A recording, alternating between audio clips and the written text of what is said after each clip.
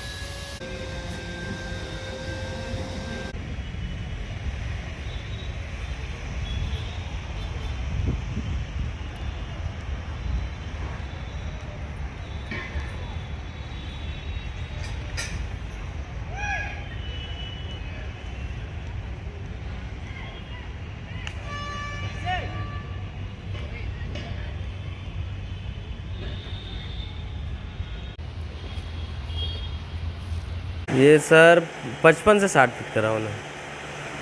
तो ये रावण कहाँ पे दहन होगा? ये स्टेट स्कूल, ये जो ग्राउंड है यहीं होगा। आप लोग कितना दिन पहले से तैयारी किया जा रहा है? ये हम लोग करीबन महीने भर हो जाता है। महीने भर से सिर बनाना पड़ता है, वो निकाल के फिर ढांचा बनाना है, बाँस फाड़ना है। आप लोग कहाँ से हैं? हम लोग भिलाई 3 से हैं।